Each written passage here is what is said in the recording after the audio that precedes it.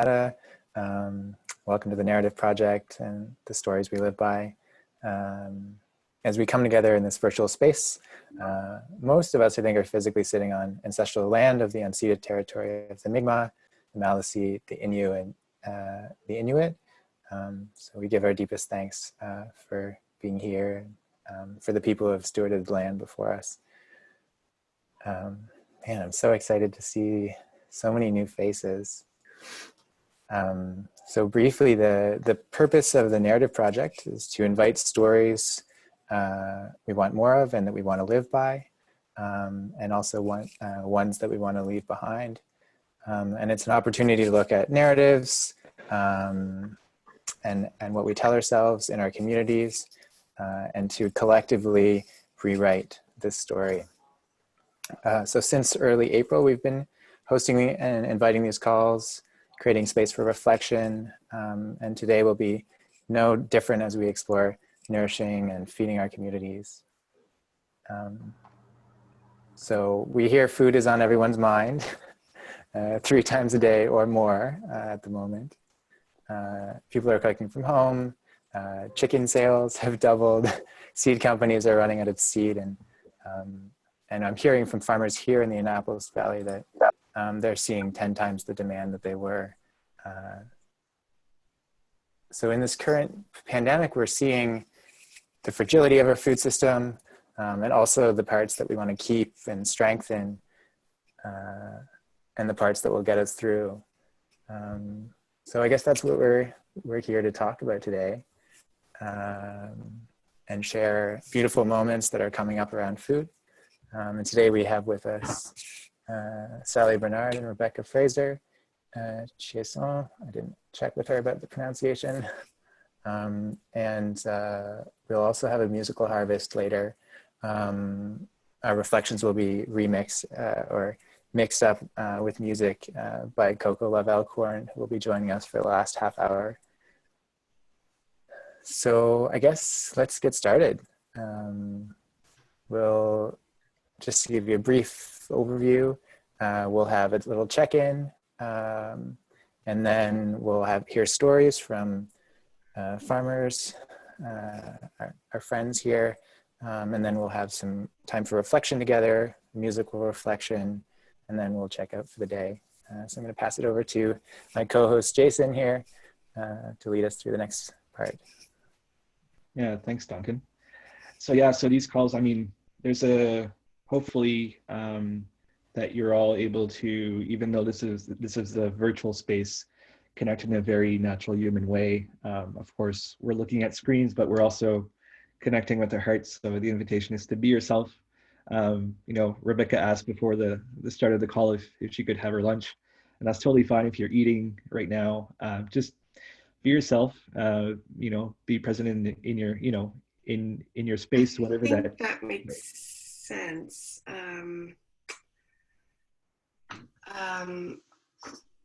Oh, oh, great. Okay.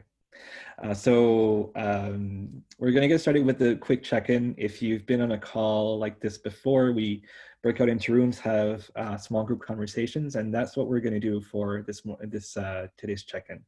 And so Olu is our tech host. Olu, if you want to say a quick hi, make sure we can see you. Hi. So Olu is super grateful that he's with us. He's supporting the tech side of things. So he'll be spreading you out into small groups. So Zoom will automatically, well, thanks to Olu's magic, will be zooming you into some small groups. We'll have some conversation. We'll do this a few times during this call. So we'll have some breakout rooms and come back together and share stories. So we hopefully that you'll have some fun and have some time to connect, you know, in authentic ways with people. So the next 20-ish minutes, we're gonna spend, we have people coming in slowly. It's 30 seconds, we should have everyone.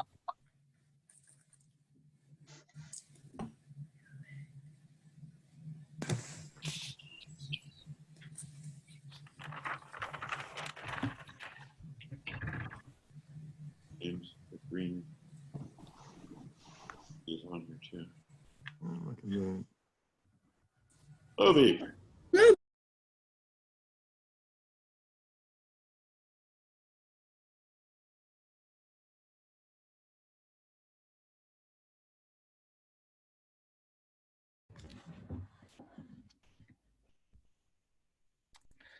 So welcome back. I hope that you had an opportunity to connect with some old friends and make some new ones. This is why we have the breakout rooms and a check-in just to see how people are doing and create some space for some more informal conversations. The whole call should have an informal feel anyway. So I'd love to take like 2 minutes if there are a few people who would like to share some insights from really quickly, 30 seconds, a few people. Is there something that touched you or moved you in the stories that you heard or the moment sharing? I'd love to hear a few people if there are any volunteers. Just raise your hand or unmute your mic and just go for it.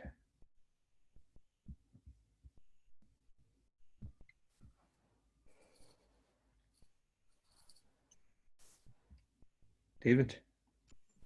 I'd like to give a shout out to Slow Foods and sourdough. We had a good story in our breakout group about sourdough, and I just know from social media that there's all kinds of fermented foods happening now that people have a bit more time to ferment. I mean, not that you need a lot of time to ferment. It takes preparation and you know, cooking with time and salt instead of with heat is really great, or indeed time and any other microorganisms. Yeah, I'm sure that's coming up for a lot of people. I know it's coming up on my Facebook feed a lot. Sourdough breads. A lot of good final results. Anyone else?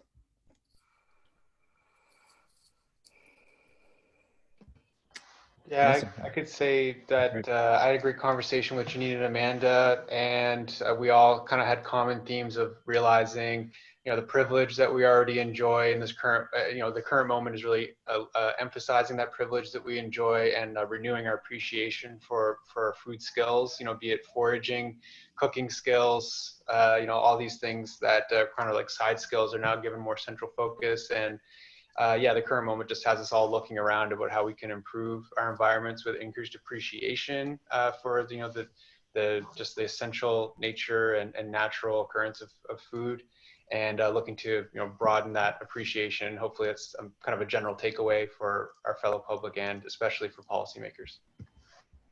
Yeah, thank you for that. It's awesome.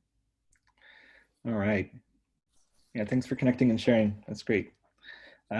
Hopefully we'll have some new fermenters by the end of this call, and some sourdough bread makers and kombucha brewers. And we have some really awesome guests today, which is all of you. And two of those we're gonna have a bit of time to hear their stories, who they are and what they do, and sort of the story that's coming up.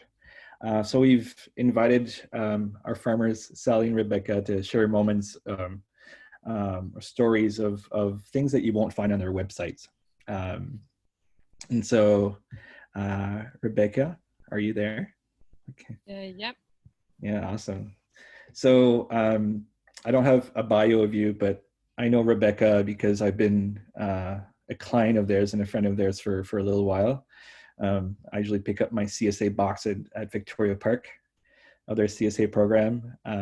But what I notice about them is herself and her partner, Kevin, and the team is the human nature of the connectedness to the land and the food. They're not just food producers, but they're also land stewards and community builders, and also advocates for food security and, agroecology and just all these, a really holistic way that I feel that I couldn't explain in technical ways, but I can feel in a very heartful way. So Rebeka, thanks for joining us. And I'll pass on to you just maybe to give us a sense of who you are. And I know that La Ferme Terre Partagée, which translates to the farm of shared land, is a co-op.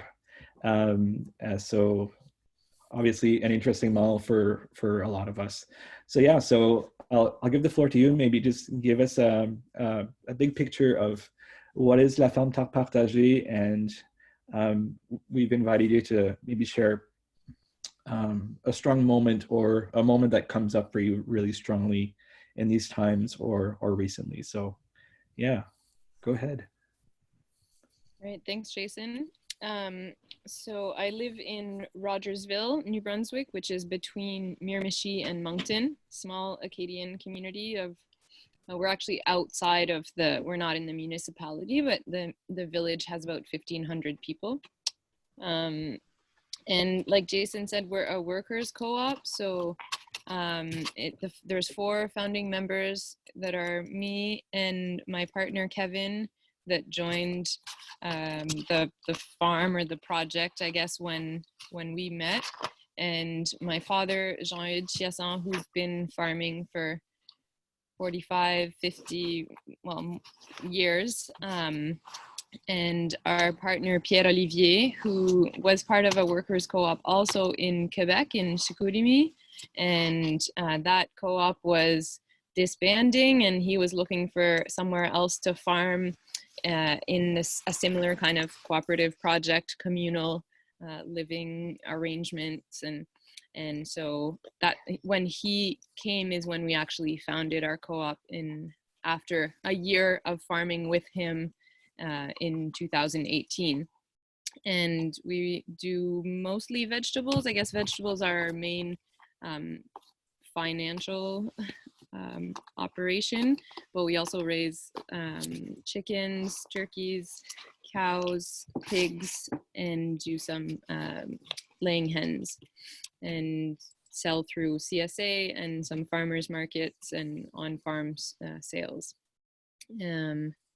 But my connection, I guess, is through, I'm realizing that when I was thinking originally about a story, when I was talking to Jason, I was thinking more bigger, like the goals or the story of La Ferme Terre Partagée, of the connection to my ancestors that arrived here in Rogersville from Cape Breton in 1886, and the fact that we've been farming those same lands since then, or the stories that I've heard growing up about people that I didn't know, my great-grandfather and great-grandmother, for example, but whose lives I could easily relate to because of where I was and the kinds of things that we were doing that were the same stories, and you could, try to sense the kind of triumph or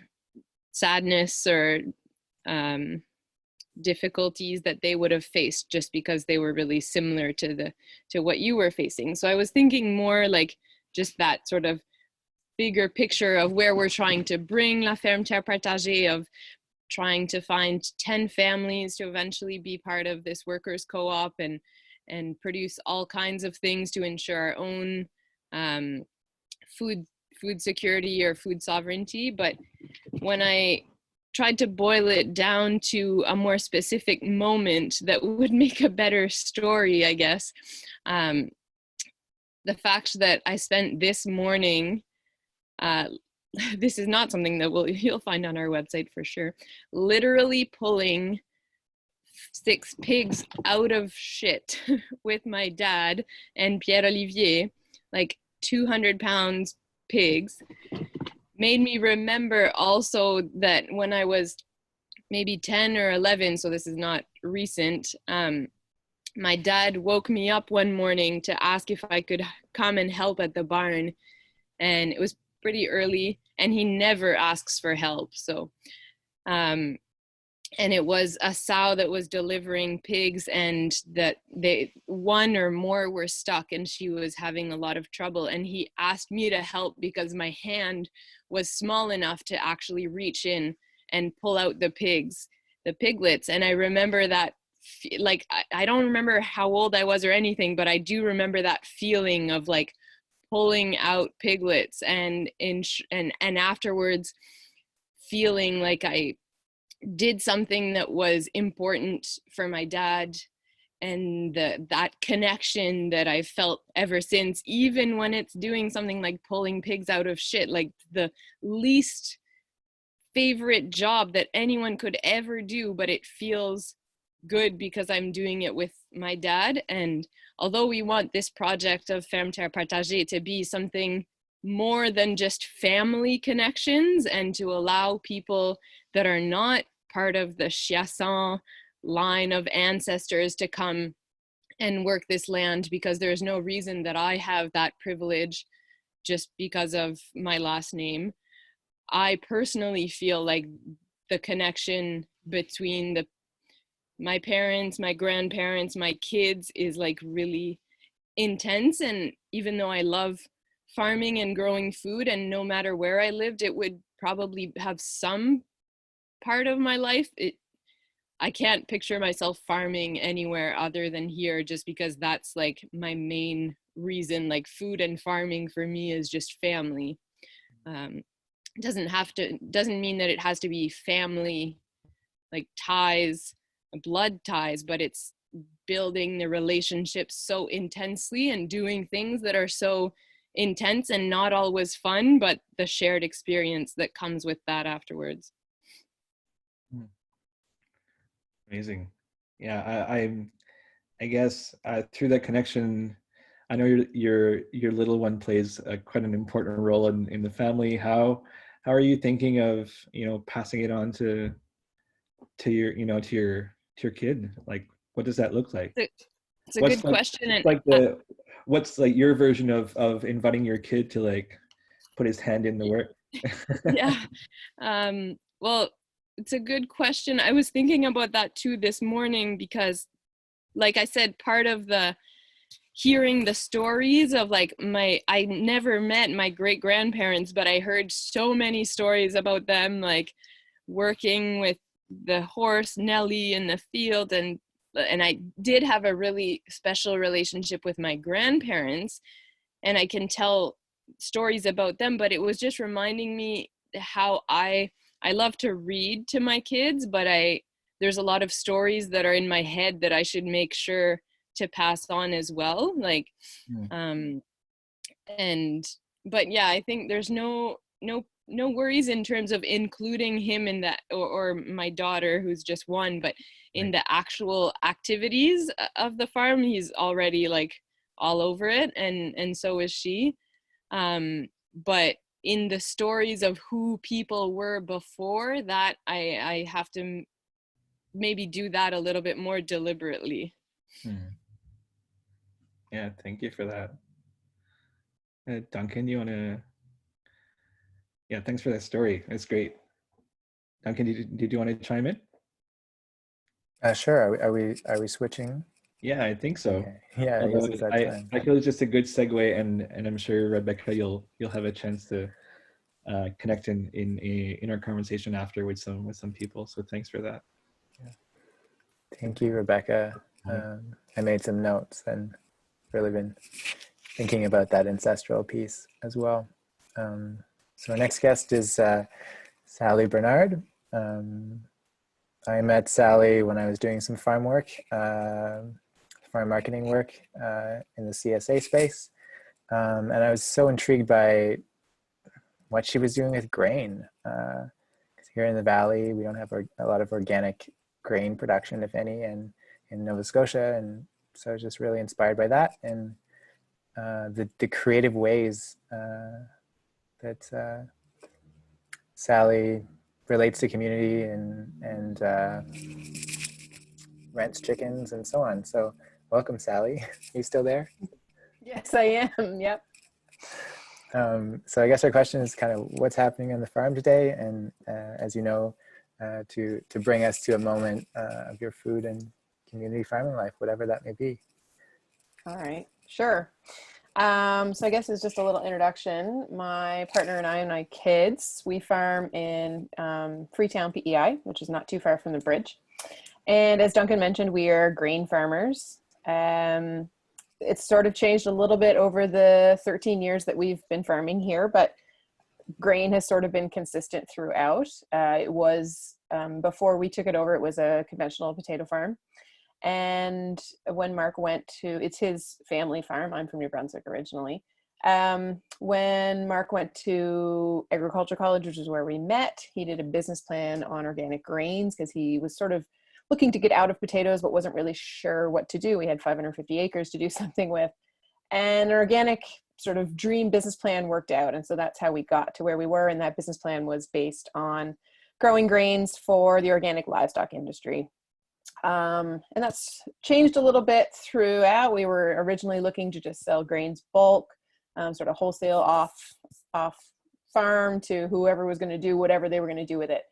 But we quickly realized that because organics was sort of new and burgeoning and changing as it figured itself out, we started making our own line of feed. Well, we started making feed for our own livestock, and then more people wanted it. So now that's actually the bulk of what we do is sell organic feed. But I came from a really little diversified mixed farm, and my real passion in agriculture is sort of small livestock. So we always had a family milk cow growing up. We always raised chickens for meat and for eggs. And so that's sort of where I prioritize things on the farm. I market the feed and I participate in that side of things, but I really find my passion in dealing directly with people, selling them eggs or selling them meat, and keep building that lifestyle sort of for my kids. I'm looking out the window right now and I can see them our Rent the Chicken Coops, which is a sidebar that I do where we rent chickens seasonally to people who would like to have a couple backyard hens. We've put the chickens in the coops now to make sure that they're laying well and get them acclimatized before we deliver them this weekend. And so the kids are out making sure that they've laid the right amount of eggs for how many chickens there are, for how long they've been in there. Anyway, so that's, I really get my kicks from that sort of connection directly to people with their food. Selling feed is great and we do lots of that and it's going well, but I really enjoy the smaller scale diversified side of things. So I think you asked what was happening today. So that's happening. The rental chickens are out there. We're also finally getting our laying hens out on pasture. They have a run out from their winter housing and that's pretty well eaten up at this point. And it's been so cold that we haven't really gotten them out, but it's time to get them out even though the forecast still isn't great.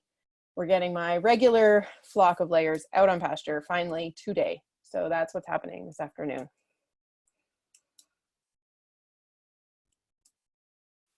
Gotta unmute myself, sorry. Yeah, I was wondering what kind of moment are coming up for you these days. We did talk about one, and I'm curious if anything stands out since then, or whatever is coming up for you. Sure.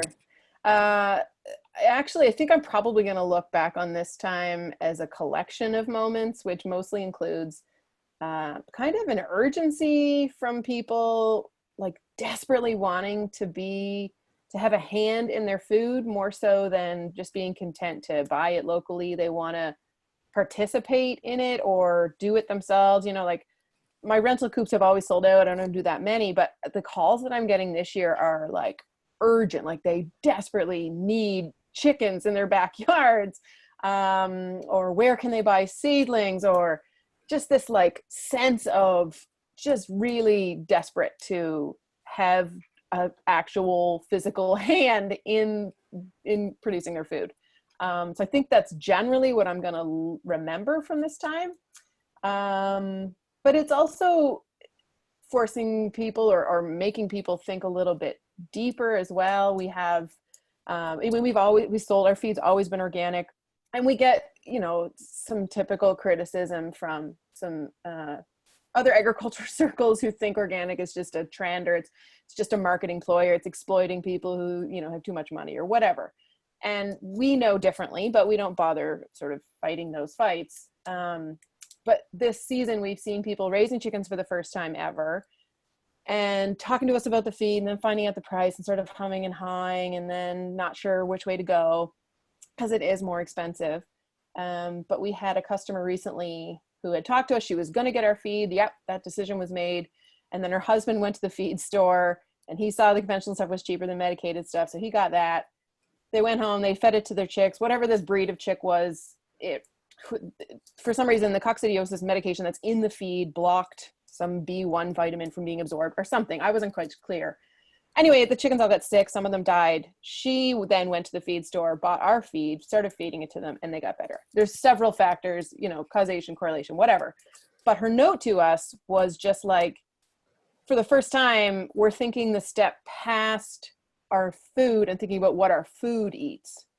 And I've been thinking that my whole life, but it was so encouraging to have somebody else think, you know, somebody else who was not at all in this realm. It's their first time raising chickens, and up to now they thought they were doing a great thing sourcing organic eggs or, you know, whatever, but now they're thinking about what does that thing eat. And that's a huge step. Like, that's a giant thing to think about. And if all of this is causing just one person to think that, it's kind of cool. Wow. I was going to ask you what your wildest dream is post-COVID.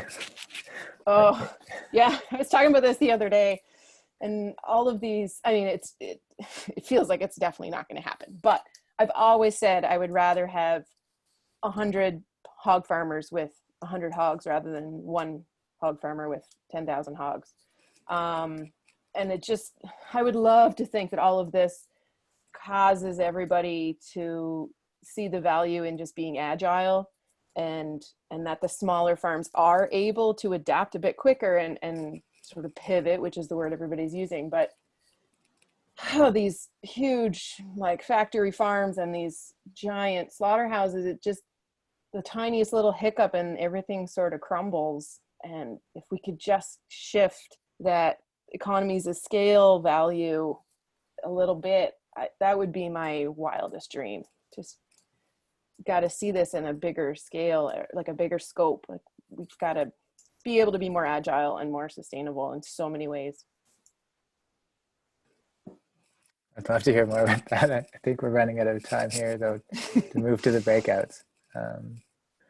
But yeah, maybe there's 2 minutes. So I'm curious, what are you seeing with that in PEI with animals? You had mentioned something happening with euthanizing, and like, why is that happening?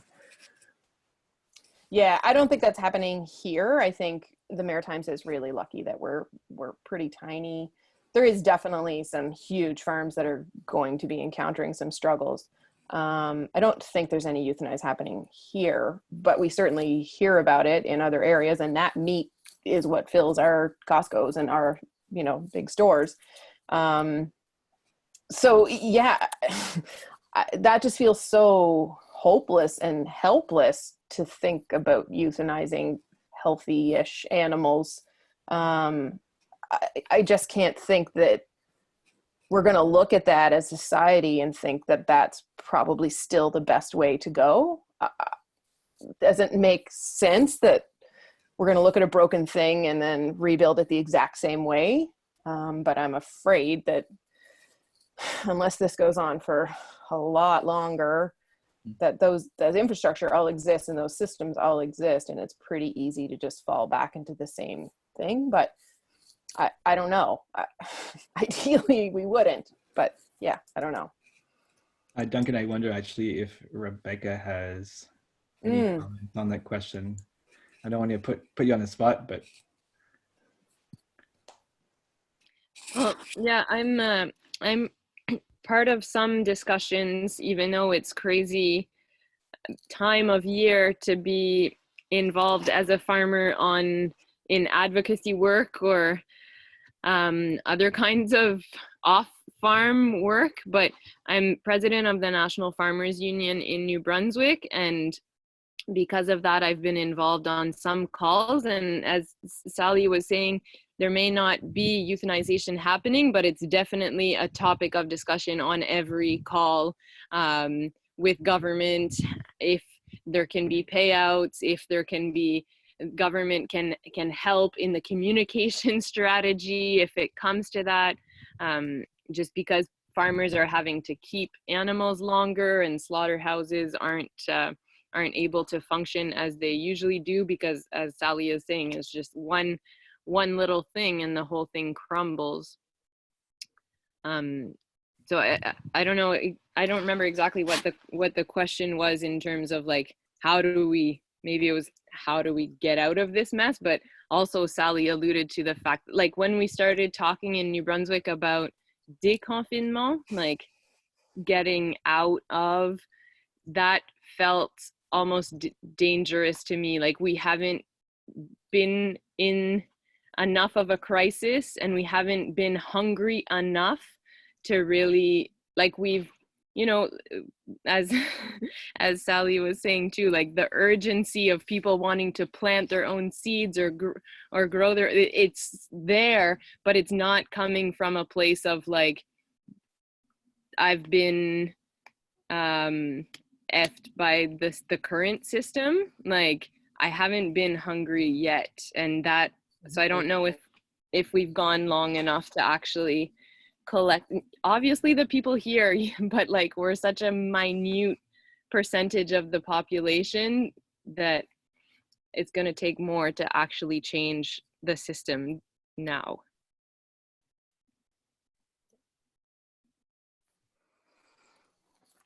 Yeah, I agree. I went to town the other day, and the lineup, well, it was a month ago, but the lineup at the liquor store and the lineup at the seed place were about the same length. But people were buying seeds and not really having any idea what to do with them. And then they're going to come back a month later and buy either more seeds or seedlings or whatever. Like it's just sort of this manic thing. It's not necessarily thoughtful at this point. Mm-hmm.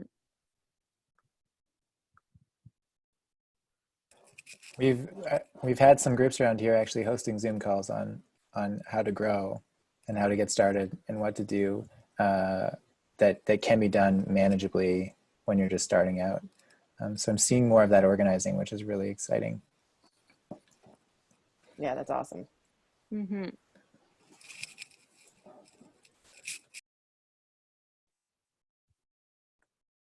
Doing this next part. Thank you so much, both of you, for this perspective. It's so grounding to get firsthand stories and stuff from the farms, and to hear that context. It's so rare for a lot of us. So we're going to break into groups again to kind of reflect.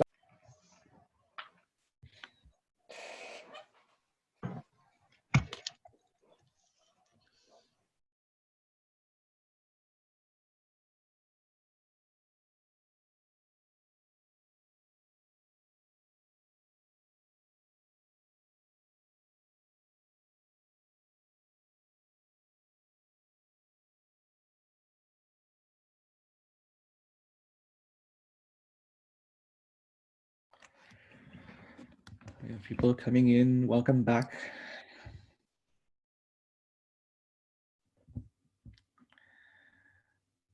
We have about 15 minutes left together.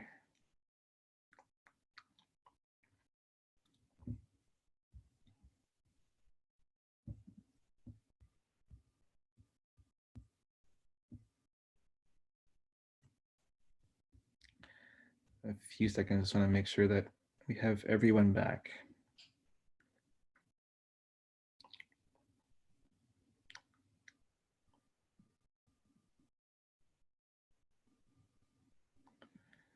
Okay, I think we're all there.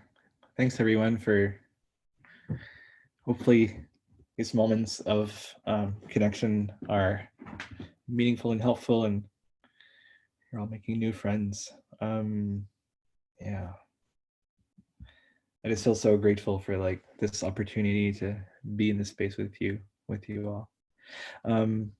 So let's do a quick harvest, and Duncan chime in. I think it's sort of connected because we have someone new on the call that we mentioned, Coco of Alcorn, who's going to be, say hi.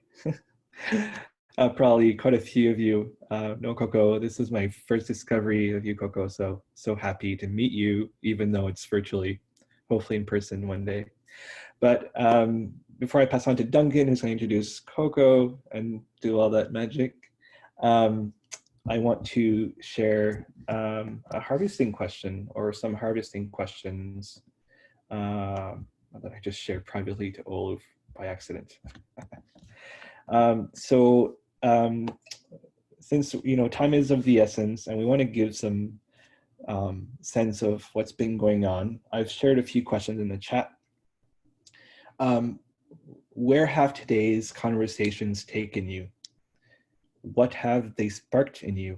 And what are they calling you to do? So those questions, you should see them in the chat. If you don't see the chat box, you just click on the chat button on the bottom, it'll pop up. So, and the invitation is to actually take the time and reflect. We'll give, as a group, 2 minutes to think of those questions. And when you're ready, write those down in the chat if you'd like. If not, you can just take this time to reflect, but I would highly encourage you to share some insights from those questions in the chat. So it'll be an opportunity to read them through, and all this information, we do save this information to harvest, and this will give some material for us to, some fodder for reflection, further reflection after this call. So where have today's conversations taken you? What have they sparked in you? And what are they calling you to do? So I'll put 2 minutes on my phone clock, and as soon as you're ready, just type it in and see where we go from there. So there you go.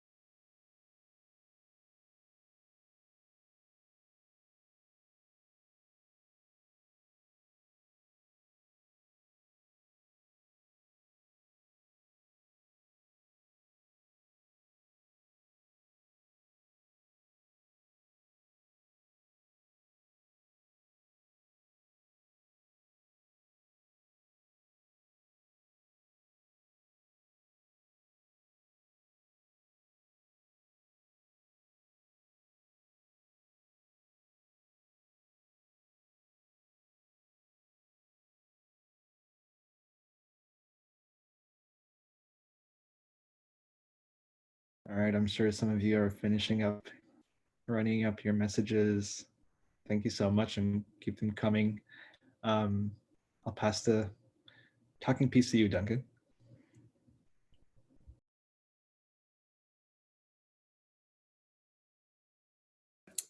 Thanks, Jason. Oh, I see so many more coming in. So I'm excited to introduce our surprise guest, Coco of Alcorn. I won't go into too many stories, but just so jazzed that she's here, and that she has a skill to kind of take some of these notes in the chat and make some magic with them. And I probably just should leave it there and turn it over to Coco. And if Coco wants to say anything about herself and what she's doing right now, there are two projects, I guess, on the website, on the How We Thrive narrative page, that you can check out at first. And I'll just pass it to Coco.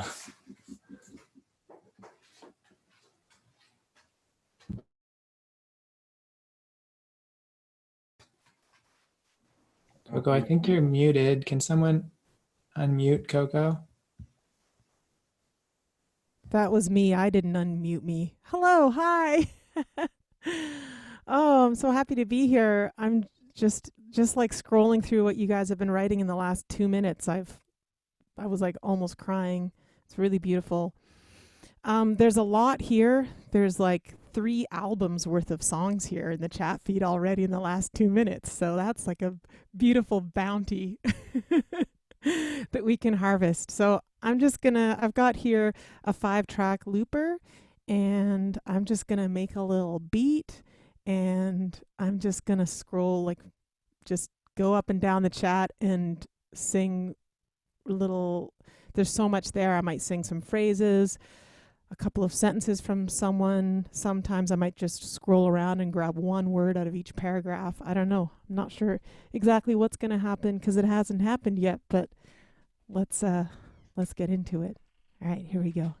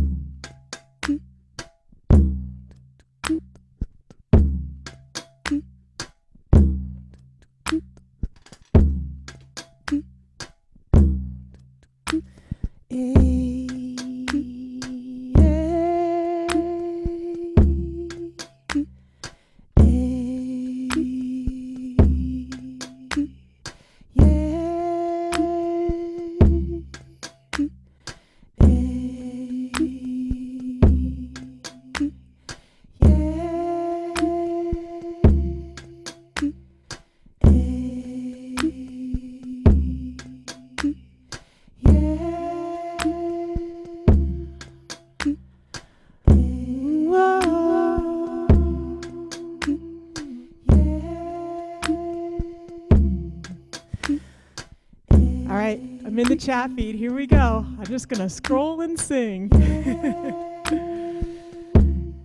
Feeling inspired to seek out more opportunities to engage and connect with community like this,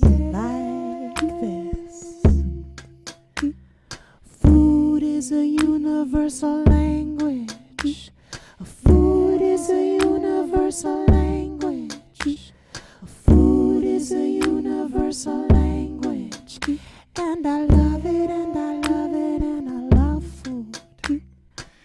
We need to find ways to scale it up, yeah. I love the story of turning a potato farm into an organic grain farm. Food is a universal language. Into an organic grain farm, yeah. Food is a universal language. Into an organic grain farm. I gotta go up here. Someone right at the very beginning said something about their mother writing a book when she was 85. I love this. Check this out. This is our next chorus. Here we go. Every bite affects the world. Every bite affects the world. Every bite affects the world. Every bite affects the world. Every bite affects the world. Every bite affects the world. Every bite affects the world. Every bite affects the world. Yeah. Yeah. Okay, I'm gonna try to rap. I'm gonna pick a paragraph. Here we go. Yeah. We're at a pivotal and important moment in time to speak our dreams for food, wholeness, and to act together to create sustainable change in our communities. We have the opportunity to be part of a very important movement, and the time is now, now, now, now. The time is now. The time is now. The time is now. The time is now. The time is now. The time is now. The time is now. The time is now. The time is now. The time is now. The time is now. The time is now. The time is now. The time is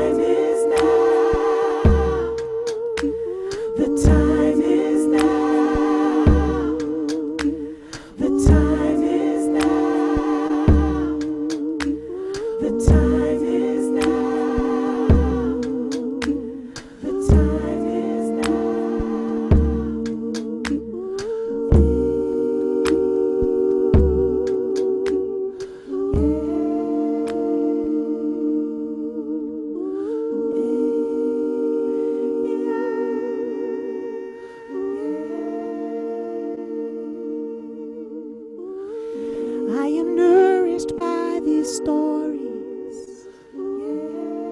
I am nourished by these stories. I am nourished by these stories. Yes, I am. Here I am crying again. Rental chickens. Love it. I said rental chickens. Love it. Yeah. Rental chickens. Love it. Rental chickens. Love it. Rental chickens.